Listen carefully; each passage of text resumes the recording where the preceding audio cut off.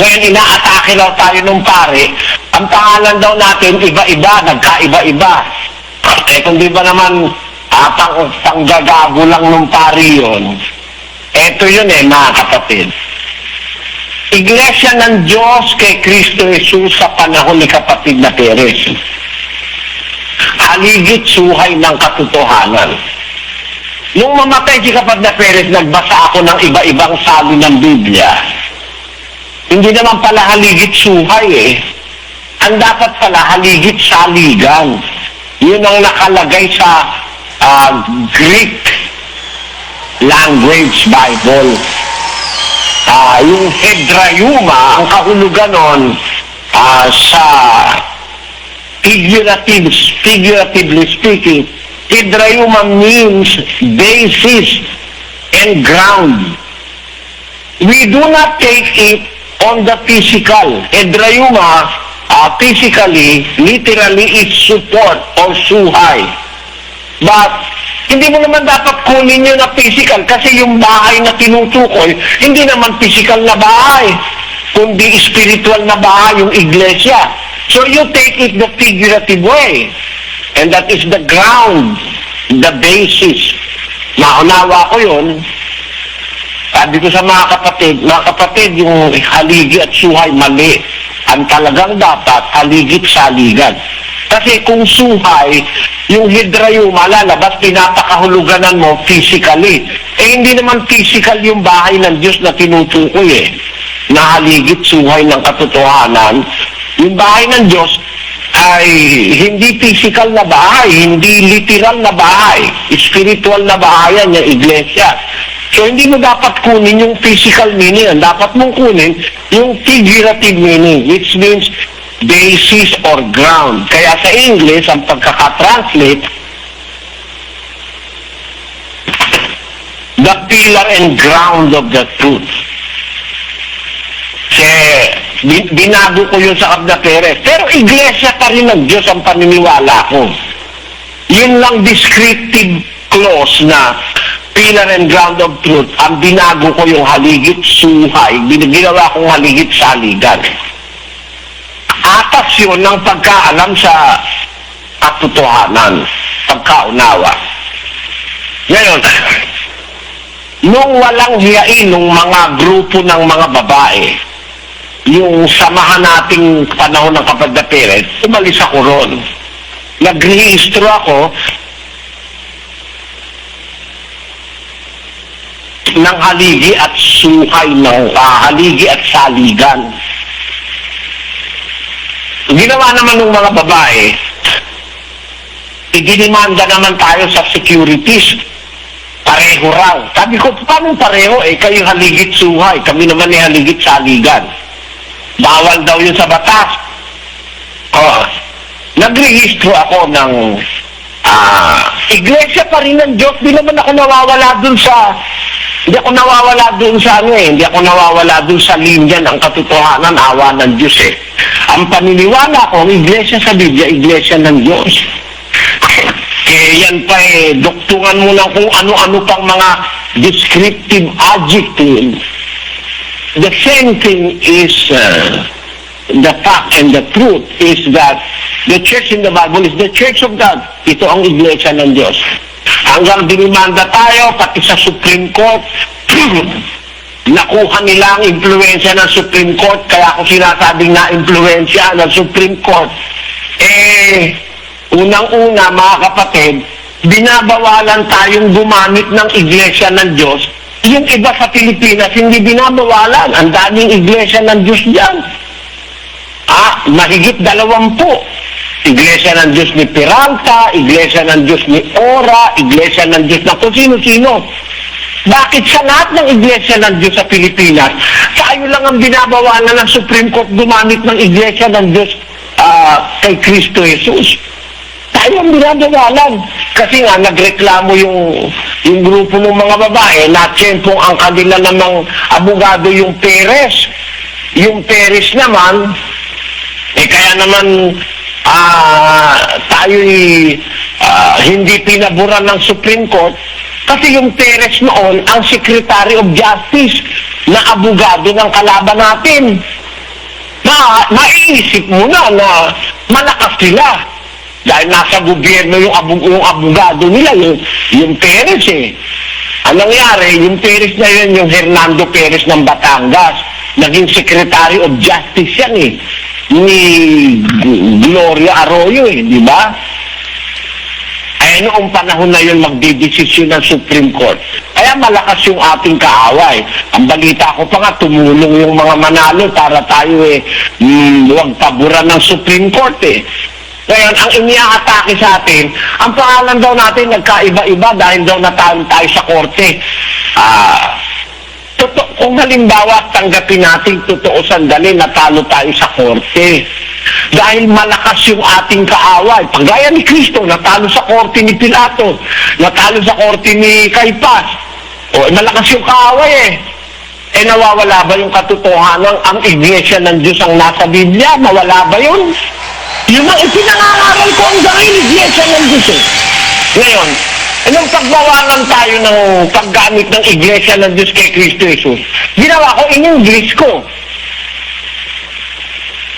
Ginawa ko Church of God International. Nilagyan ko ng international. Wala nang kapareho. Dahil yung mga iglesia ng Diyos sa Pilipinas, local lang eh. Nilagyan ko Church of God International. Di na sila ngayon makatutol. Yung pala naman, kaya nagkaganon, na niloob ng Diyos mapalit ang iglesia ng Diyos International, magiging international nga talaga. Salamat sa Diyos. Di ba gano'n, mga kapatid?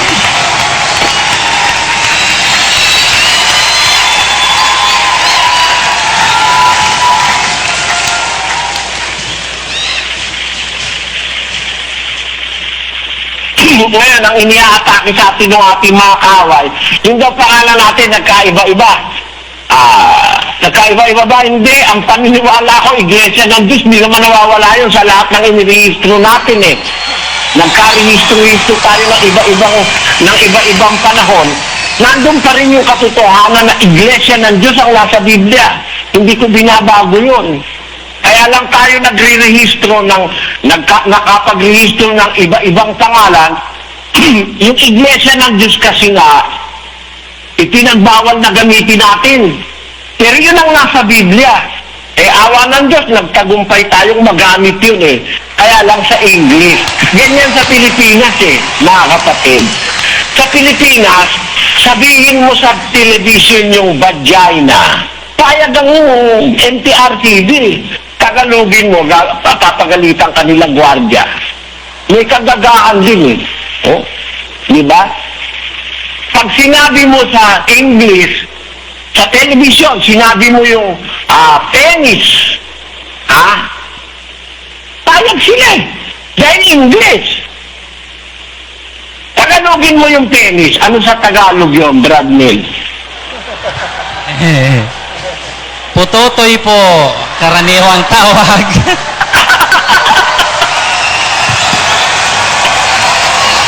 Pwede bang gamitin yun, kapatid na men? Halimbawa, yung sexual act. Sinasabi sa television yan, sexual act. Kayag sila gwardiya pag in-English mo, pero pag tinagalog mo, magagalit siya. Ganyan ang batas diyan. Salamat na lang, ganun ang thinking nila, no? Salamat na lang, ganun ang thinking nila. Yung iglesia ng Diyos ang ginagamit ko, ay sila pumayag. Ginawa ko in-English ko. Mas maganda nga pala dahil kasi mangangaral pala ako sa ibang bansa na ang naiintindihan ni English. Di napabuti pa tayo, kapatid na Luz. Tama po.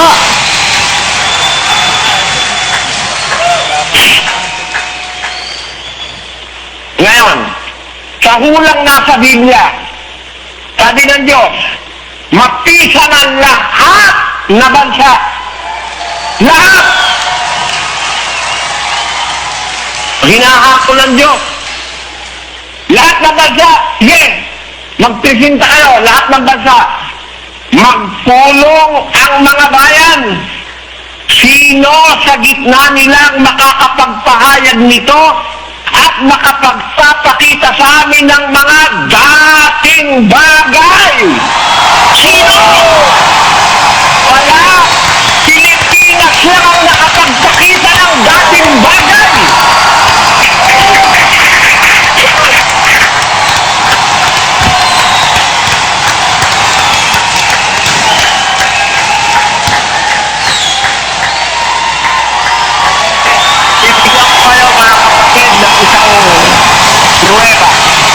Makinig kayong mabuti. I'll give you a proof. Para patunayan ko sa inyo ang tunay na ebanghelyong pangangaral galing sa Pilipinas. Anong katunayan? Ito. Book 9 ng unang Timoteo. Halimbawa lang ito na mababaw. Gayon din naman na ang mga babae ay magsigayak ng mahinhing damit na may katimtiman at hinahon. Hindi ng mahalagang hiyas ng buhok at ginto o perlas o damit na mahalaga, kundi siyang nararapat sa mga babae na magpakabanal sa pamamagitan ng mabubuting gawa. Tanong ko sa iyo ngayon, Sis Luz, ang Katoliko ba pinapayagan niyang pinagbabawal ng mga apostol? Pinapayagan po nila. Mas mahigit pa nga po. Pinapayagan ba ng Sabadistang putulin ng mga miyembro niya ang kanilang buhok? Pinapayagan po. Pinapayagan ba ng mga saksi ni Jehovah na ang mga miyembro nila mag-alahat ang mga babae? Pinapayagan ba? Pinapayagan po. Nagpuputol ba rin ng buhok ang mga saksi ni Jehovah, Sis Luz? Nagpuputol po ng buhok. Ganon din ba ang ginagawa ng mga born again, kapatid na Luz? Ganon din po. Payag din ba mga Mormons? Payag na payag po sila. Pare-pareho sila, di nila pinapatupad yan eh. Saan ang galing yung aral na yan? Di ba sa Ebanghelyo ni Cristo? Tama po. Yung damit, may katingtiman at hinahon. Hindi nang mahalagang hiyas ng buhok o ginto o perlas o damit na mahalaga. Tama? Tama po. Eh lahat ng relihiyong internasyonal na sinasabi nilang global na mga reliyon, world's greatest religion, I will not even call them greatest. What are you The going to... adjective great is not even fit to be affiliated to those religions because they are not religions after all. They are deceptions. Mga panluloko. Kahit gaano sila kalaki. Tinutupad ba ng saksi ni Jehovah yan? Eh kaya nga pagka dito sa atin, mayroong kapatid na babaeng nagpuputol ng buhok, nabubuisit ako eh. Mga sabi ko, mga diwa ng demonyo ang naririto sa mga ganitong babae. Sinabi na ng Biblia, pag ang babae mahaba ang buhok, kapurihan sa kanya. Diba? Sabi ng Biblia, eh kapurihan mo pa na sa Diyos sapagkat ibinigay sa iyo ng Diyos yung mahabang buhok na pagtakip. Bigay ng Diyos na kapurihan sa iyo yan. Puputulin mo. Bawal ni Kristo yan. O kaya pag may kapatid na nagpuputol ng buhok, nabubuisit ako eh. Sa loob-loob ko. Mga matitigas ang bungo nito, malalakas ang loob gumawa ng masama. Bakit? Eh kitang-kita mo na yun ang ebidensya, gagawin pa nila eh. Meron tao gumagawa ng masama, tinatago. Aba, itong mga ito, ang pinuputol buhok, eh di hindi mo maitatago pag pinutol mo. Di, matigas talaga ang bungo ng ganitong mga tao.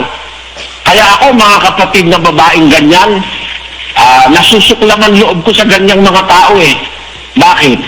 Eh kasi, isa yan sa aral na nagpapatutuong ang ipinangangaral sa ating samahan, yung tunay na ebanghelyo. Huwag niyong sirain yung palatandaan bigay ng Diyos sa mga tunay na lingkod niya.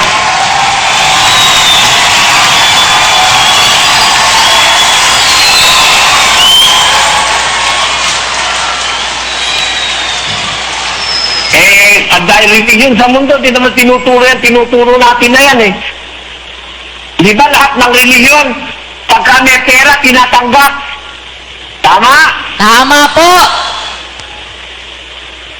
Alin lang ang relihiyong hindi tumatanggap ng pera sa bisita? Tayo lang po.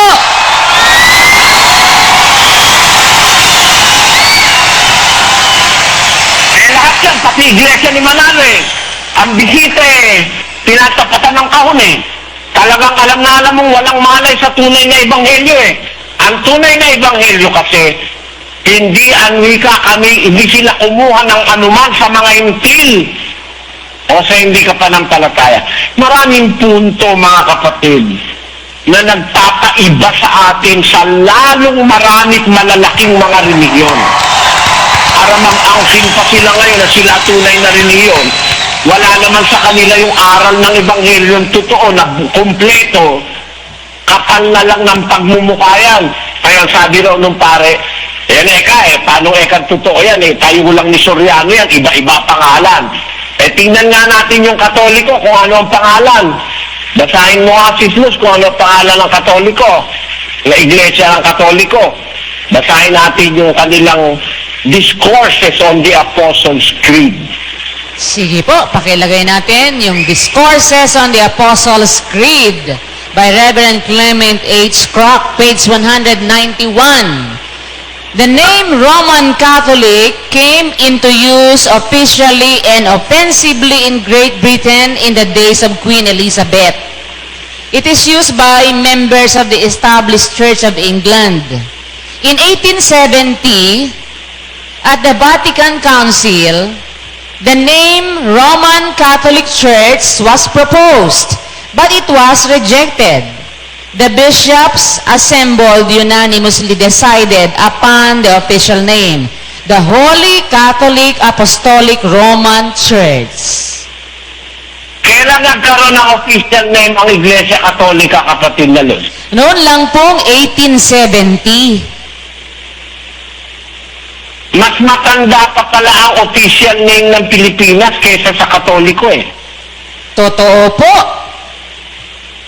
Kasi ang Pilipinas nagkaroon ng official name as a nation, as a country, nagkaroon siya ng official name noong 1543. 1521, nang madiscover ni Magellan ang Pilipinas. Pagkatapos, noong 1543, binigyan ang pangalang Pilipinas in honor of King Philip II of Spain. Noong 1500 pa lang, meron ng pangalan ng Pilipinas. Ang Katoliko pala, nagkaroon ng opisyal na pangalan noong 1870. Tanong ko sa iyo ngayon, Sis Luz. Sabi ng Katoliko, nung paraw silang 2,000 years ago nag-e-exist. Ang tanong, ano pangalan nyo nung 2,000 years ago? Before 1870, hindi kaya mas maraming pangalan ang pinagdaanan ng Katoliko para ipakilala ang kanyang sarili kaysa sa ipinipintas nyo sa dating daan, gago kang paring bugok. Ko kay dalahira masyado kung ano pinaparatang sa akin, rapist daw ako. Kung di ba naman bugok yung pari na yan, Mag-isip ka, kung bugok na pare, noong 1870 lang nagkaroon ng pangalan ng iglesia mo na opisyal. Mula noong 1870, pabalik dun sa ikatlong siglo, kung kailan nag-umpisa yung Katoliko, ilalabas, umiiral kayo sa loob ng, mula 1870 up to the 3rd century, umiiral na kayo sa loob ng 1500 taon, 1,500 years. Ilan po kayang libong pangalan ang ginamit ng Katoliko bago magkaroon ng official name noong 1870? Ilan po libong pangalan ang ginamit nyo? Hindi mo libong taon yun. Ang dating daan sabi nyo, naging karoon kami ng 6 na pangalan. 6 sa maikling panahon. Natutunan na namin yung ganap sa maikling panahon.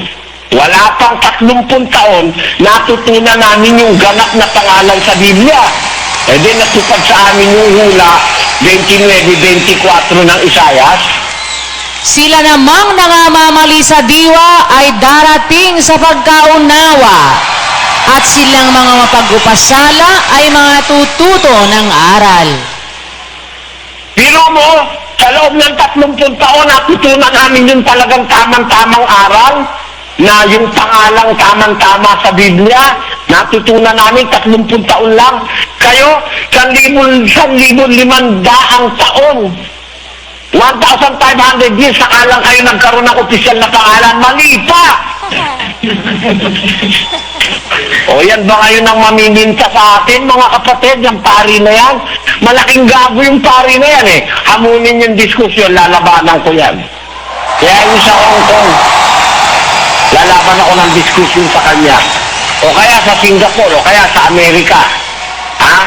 Huwag na siya. Kung gusto niya, sama niya yung papa niya. O, di ba? Sama niya yung papa niya, dalawa sila. Kung gusto nila, magpatong-patong sila, payag ako eh. Kung gusto nila, 10 pare. Magtulong-tulong, pagtulong-tulungan ako. Eh, yung palang iglesia niyo, nagkaroon lang ng pangalan noong 1870 eh. Ha? Eh, 1,500 taon na kayong umiiral, tapos noon lang kayo nagkaroon ng pangalan na opisyal. Tama kapid, marami silang ginamit na pangalan. Mas marami kaysa sa atin. Bakit? Bago nila natutunan yung maling pangalan, 1,500 years. Bago nila natutunan yung maling pangalan, 1,500 years. Talaga matigas ang ulo. Finally, at the end of 1,500 years, nagkaroon na sila ng opisyal na pangalan. Mali pa rin! Tapos napipintasan mo, dating daan. Eh kami, 30 taon lang kami umiral mula nung mamatay si kapatid na Perez.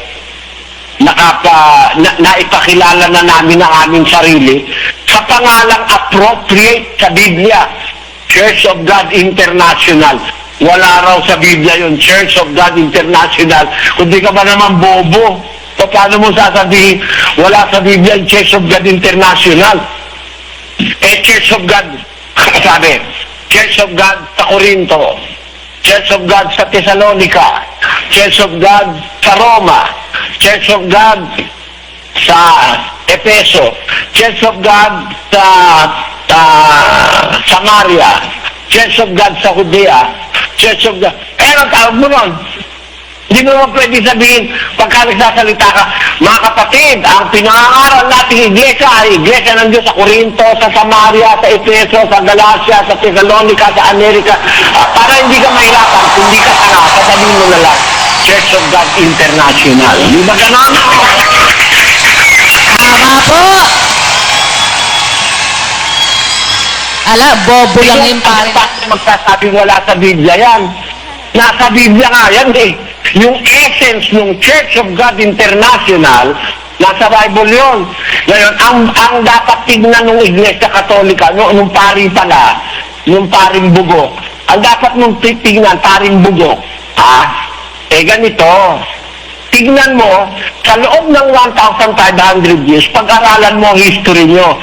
Magkumuha ka ng malaking-malaking libro at pagsulatan mo kung gaano karaming pangalan ang ginamit ninyo sa 1,500 taon na wala kayong official name. Di ba ganon? Kasi nagkaroon lang sila ng official name yung 1870 eh. Tao na si Rizal nun eh. Di ba? Yun ang punto ko. Kaya mga kapatid, kung mag-aaral tayo ng Biblia, ng kasaysayan, ng isang investigative study of the true gospel, of the true church, wala naman ito sa iba-ibang bansa talaga. Tama sabi ni Kristo eh. May pagbibigyan isang bansa. Tapos mula dun sa bansa na yon, ipangangaral ngayon sa buong sanlibutan na siya ngayong nangyayari sa katotohanan at magpapatuloy hanggang sa darating na pagdating ni Kristo, at pagkatapos na dumating si Kristo, maghahari siya ng 1,000 taon pa, maipangangaral pa rin. Pati dun sa mga bansang hindi mapasok ngayon ng Biblia, pag nandito na yung aming hari, umanda kayo. Di ba ganon, Sislo? Tama po, umanda silang lahat. Sayaw nila sa gusto makikinig sila pagka nangaral na ang aming hari.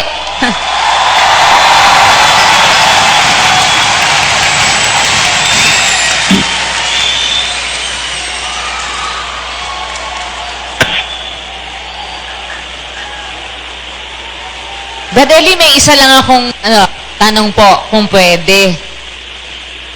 Yun po, nare-realize namin kung gaano kadakilang biyaya ang tinanggap ng Pilipinas na wala sa ibang bansa, wala sa lahat ng bansa, wala ang tunay na ebanghelyo. Dito lang sa Pilipinas, katuparan ng sinasabi na nung inalis sa Israel, ibinigay sa isang bansang nagkakabunga. Tanong ko lang po, naisip ko lang po, bakit po sa Pilipinas, Brad Eli, meron bang naging batayan ng Diyos ng pagbibigay niya sa isang bansa na pinili niyang dun ibigay na... Yung unang awit. Ano po? 14:1 ng awit. Ang mangmang ay nagsabi sa kanyang puso, walang Diyos. Sila'y nangapapahamak.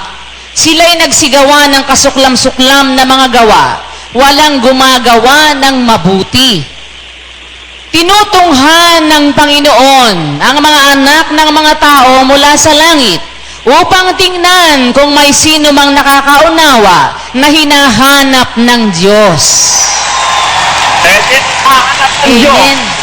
Sabi niya, bibigay niya sa isang bansa nagkakabunga. O ngayon, hanap siya ng hanap. Nakakita siguro siya sa Pilipinas, kaya niya sa Pilipinas binigay. Ano ba naman ikaw? Amen. Ayun po. Iba ganon, Sis Lord? Tamang-tama po. Sa lahat ng bansa, wala siyang nakita. Sa Pilipinas lang siya nakakita. Kaya sa binigay niya sa Pilipinas. O ngayon, tatanong kita para patunayan sa iyo ang katotohanan ng salita ng Diyos. Tatanungin kita, Sis Lord, sumagot kang mabuti, ha? Apo. Eto. Sa lahat ng narinig mong mga ngaral, tanungin mo rin yan sa lahat ng kapatid, sa iba-ibang bansa, sa mga napakinggan yung mga ngaral, may kapareho ba ang pangangaral natin? Wala po. Walang-wala. Walang kapareho talaga. Nagkamali kaya ang Diyos na ibinigay niya sa Pilipinas? Hindi po. Tamang-tama po yung desisyon ng Diyos na sa Pilipinas niya ibinigay ang tunay na ebanghelyo. Makikita mo naman sa ibinubunga eh. Hindi naman sila talaga nangangaral ng tunay na ebanghelyo eh. Yung 700 Club, ng bobola lang yun eh. Oh. Si Jimmy Swaggart, ng bobola lang yun, ng mangaral sa Pilipinas. Si Benny, ng bobola lang yun, ginagago lang mga tao, kinukolektahan ng ikapo. Lahat ng mga international evangelists na nakarating sa atin, pwede mo bang ikumpara sa pangangaral natin yung mga internationally known evangelists, kapatid na Luz? Ay, hindi po. Never. Hindi pwede silang ikumpara kahit kapiraso. At hindi nga dapat ikumpara. Dahil sila... Ang mga kapatid ang tanungin mo na nakarating sa iba-ibang bansa, tanong mo kung yung mga internationally known evangelists, kapareho ba ang aral na itinuturo sa natutunan ninyo sa ating pagsasama-sama? Wala, hindi po. Yung mga kapatid sa ibang bansa, sila makakapagpatutuon yan. At kahit... Kaso ayaw naman silang magsalita eh. Opo, kaya kahit kami po, hindi pa kami nakapunta sa iba-ibang mga bansa. Sigurado namin yon na hindi po talaga. Dahil yung mga nasa ibang bansa nakarating na ng Pilipinas. Pero puro mali. Ako paparinig sa'yo, ha? Islo, may paparinig ako sa'yo. Ito, pastor. Ano? Opo. Pastor siya sa ibang bansa. Pakinggan mo ang sinasabi niya.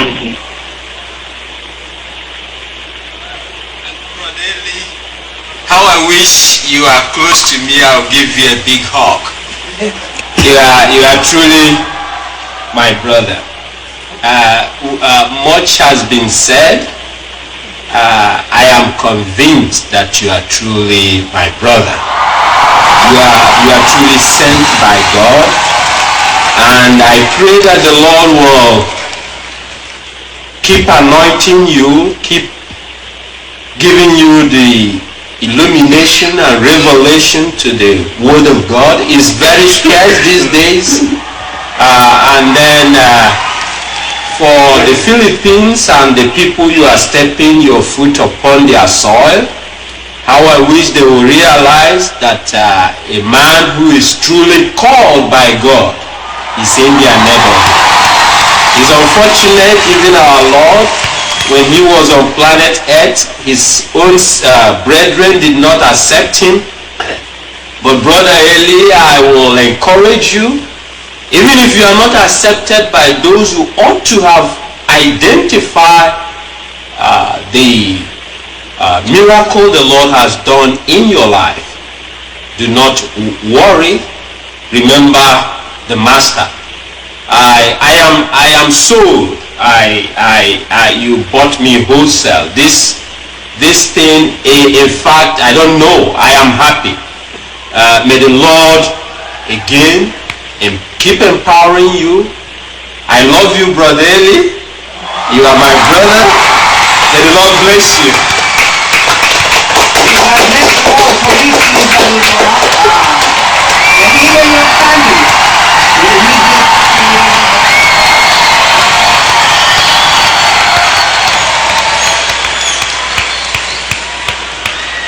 Kailan ba yan? Noon lang Miyerkules yan, Sis. Noon lang Miyerkules yan, pangyayari na yan. Pastor siya, nakipag-usap siya sa akin. At tapos yun ang kanyang remark sa ating pagsasama-sama. Kaya, pastor na ang nagsasabi, paano ka pa maniniwalang nasa... ano ba, naintindihan mo ba kasi, Sus? Opo, naintindihan po namin na talagang wala sa iba, wala sa ibang mga relihiyon. Sa lahat ng panig ng mundo, wala. Dahil kung nasa kanila, hindi na kailangang ipangaral pa sa kanila. Dahil nasa kanila na. Kaya nga po ipangangaral sa kanila, magmumula lang sa isang bansa dahil nasa isang bansa lang yon. At yon, salamat sa Diyos, nandito po yon sa Pilipinas, ito nga. At dahil nakita ng Diyos na may isang Pilipino na nakakaunawa, kaya doon niya ibinigay. Sa pagtingin niya sa lahat ng mga bansa, wala siyang nakita na nakakaunawa. Sa Pilipinas lang siya nakakita. Kaya doon niya ibinigay. Maliwanag na maliwanag po yun. Kaya ang kaharian, napunta sa Pilipinas. At mula sa Pilipinas, ipangangaral sa buong sanglibutan. At pagka naipangaral na sa buong sanglibutan, yun na, dadating na ang wakas. At yung wakas na yon, yun na po yung wakas ng 1,000-year period. Kaya yung pangangaral pala ng Ebanghelyo ng Kaharian, nagumpisa na nung panahon ng Panginoong Hesukristo nung nangaral siya, tuloy-tuloy hanggang ngayon, at tuloy-tuloy hanggang sa pagdating ng 1,000 taon. Yung mga tao na ayaw nilang makinig ng Biblia ngayon, mga bansang ayaw man lang magpapasok ng kopya ng Biblia, dadating ang araw, mapangangaralan din sila ng Ebanghelyo at ang mangangaral sa kanila ang Panginoong Hesukristo mismo, ang hari na hindi nila po pwedeng matanggihan pag nangaral na siya. Sa ayaw nila at sa gusto, makikinig sila sa haring Panginoong Hesukristo. Ayun po, salamat sa Diyos. Naintindihan po namin, kapatid na Eli. Napakaganda po.